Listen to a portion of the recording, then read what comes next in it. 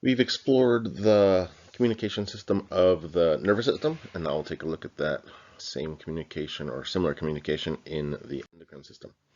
So the endocrine system, unlike the nervous system, doesn't have a central point at which we begin this communication. And so the components of the endocrine system are kind of spread throughout the entire body itself. But we do have kind of some generalized central areas in that we have the head and neck here, where we have a large number of those organs are found there. But then we also have other places down into the adrenal glands sitting on top of the kidneys there.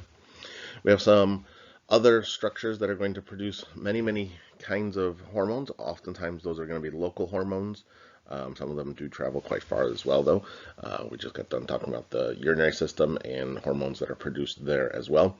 So we've seen that other types of organs can produce endocrine function.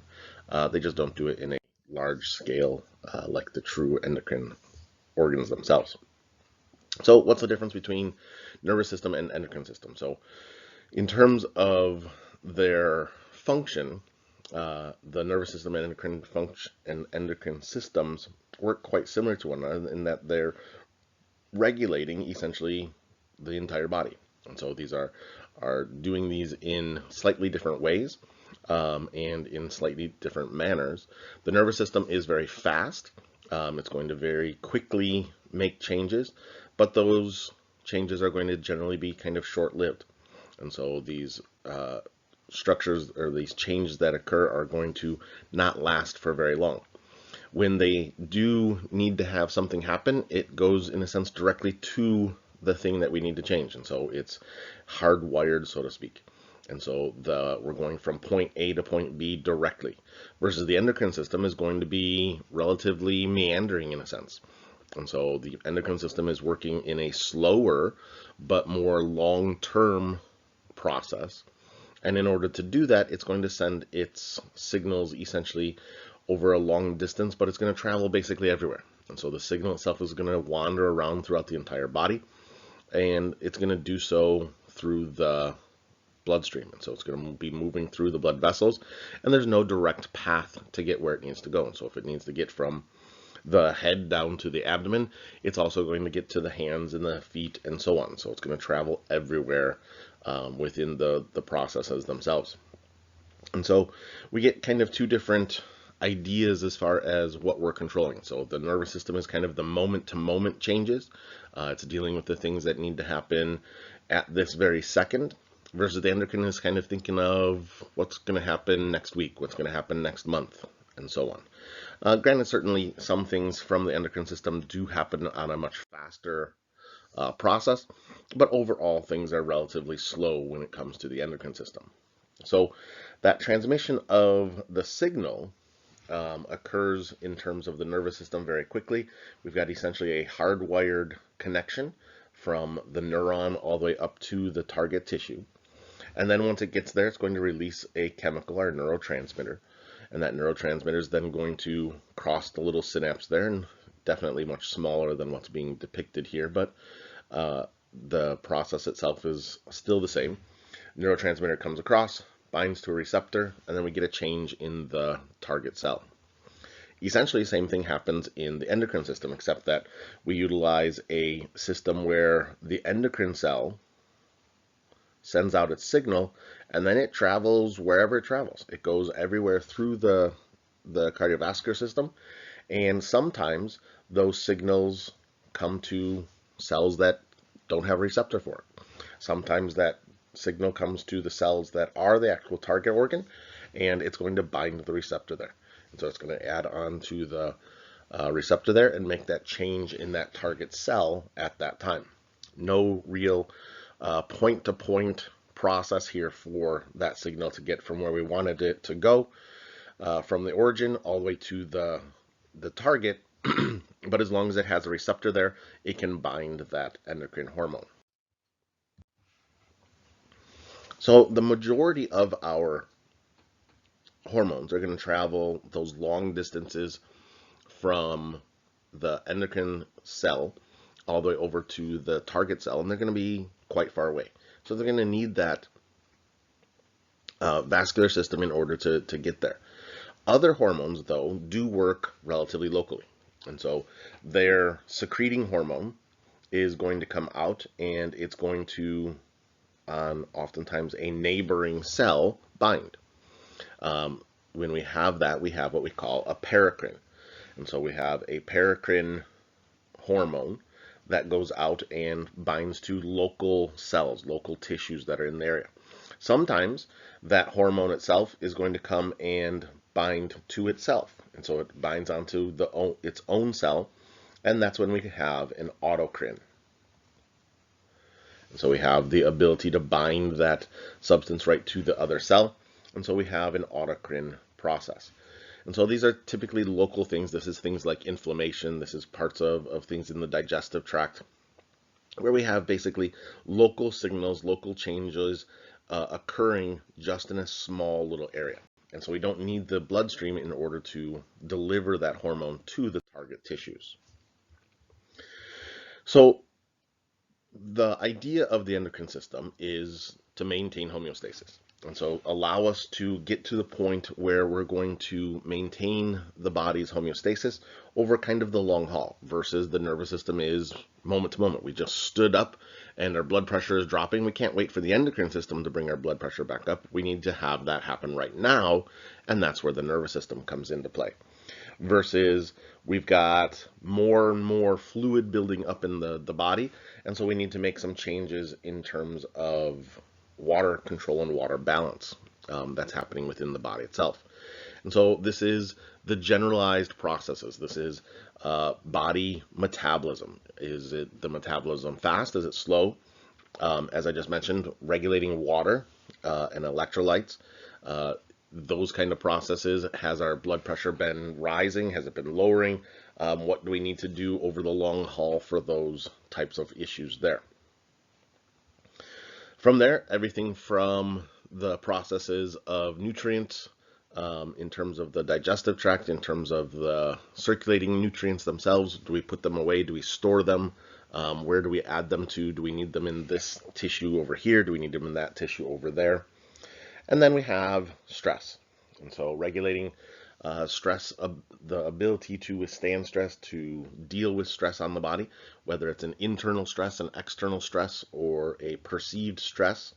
All of that is then handled by our stress hormones within the body to try and keep everything at a normal process. And then we've seen things before in terms of the blood. And so we have our hormones for regulating red blood cell production emanating from the kidneys. The homeostatic control itself is kind of the basis behind the endocrine system as well, but it also controls things that aren't really homeostatic per se. And so things like growth and development, so we have things like our growth hormone, our sex hormones, all of those aren't really necessarily a homeostatic balance per se, although reproductive hormones and the processes of reproduction do require, especially for female, do require the hormones to be well in balance, to have a homeostatic control over those hormones as they kind of fluctuate up and down throughout the cycle. Those hormones do have kind of a more of a homeostatic control within the body. But we do have some that aren't really maintaining a balance per se. They're just simply kind of fluctuating depending upon the time of life, depending upon the time in terms of a cycle as well. So how do these hormones work? What's the basics behind them? Similar to that of a neuron, they do have chemical messages. And so they send a substance from one cell to the next. In the case of neurons, we did it with a neurotransmitter. Here we're going to do it with a hormone, and that hormone is going to go from one cell to the next. The majority of them require the bloodstream, so they're going to move through the bloodstream. So they're going to get released into the interstitial fluid, get picked up by the bloodstream, and move from the endocrine gland over to the target tissue itself. At that target tissue, there are receptors that are very specific to that particular hormone. And so if a given cell does not have that particular receptor, nothing happens to it. And so it's as if the hormone never even came by per se. But if it does have that particular receptor for that hormone, then that particular cell or that organ can then be affected by it. It's going to change the activity of that particular cell in that particular organ that we just stimulated. And it's going to turn something on or turn something off. It's going to change a process within the body itself. As these hormones are being released, because it is a homeostatic balance, we have to have something to regulate this process. And so this is where, way back when, we talked about negative feedback, and negative feedback allowing us to control things in terms of homeostasis. And we're going to use this generally once again. And so usually we have some sort of negative feedback process involved in the majority of our hormones. So as things change within the body, that's going to stimulate back to alter the output of that particular hormone at that given time. The hormones as well have a difference in terms of their makeup, and so we have a couple different classes or varieties of hormones that are available. The two of them come in either being a water-soluble type or a lipid-soluble type. And so water-soluble types are generally made from some sort of protein-based component. So we're talking about amino acids or proteins themselves that are there. And they're going to be able to float around in the plasma just fine. They're going to be able to move around within the bloodstream just simply floating in the plasma because they are water soluble. So they can move through the bloodstream without any kind of help. Steroid hormones are lipid-based, cholesterol-based types of hormones. These need to be able to be delivered to their target tissue by being packaged up. And so back when we talked about the delivery of things within from the digestive tract, when we talked about lipid-based substances, we had to bind them to a protein. And so all of our lipids have to be bound to a protein, and the same thing goes for lipid-based hormones. So they're going to be bound to a protein as they travel from the endocrine organ to the target tissue. So protein-based, these can be free in the plasma. So their transport is in the plasma, just simply floating along in a sense in the plasma itself, whereas those steroid hormones have to be bound up to a protein. So they're going to be carried along as a combination of the endocrine hormone as well as the plasma protein that is moving along to the target tissues themselves. Once we get to the target tissue with water-soluble proteins, because they are water-soluble, they can't really go just simply slip right through the plasma membrane. So their receptors are going to be on the outside of the cell. So our water-soluble hormones have the receptor on the outside of the cell. So here we have our cell. Here we have our little receptor. And our hormones are coming along. These ones are going to bind directly to the outside of the cell. And so those are going to be through the cell. That protein that is there is then going to invoke something to happen inside the cell as it receives that signal from the outside of the cell. Versus a lipid-based hormone, we have the cell. And now our hormone, let's get a different color there. Our hormone has the ability to slip right through the plasma membrane. So our hormone can go right through that plasma membrane of the cell, and inside the cell we're then going to have a receptor.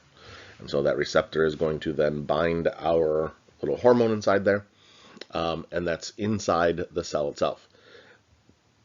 And so it then has the ability to get into the inside of the cell, bind to the protein, and in the end, in a sense, kind of the same thing happens. It's going to invoke some sort of change inside the cell.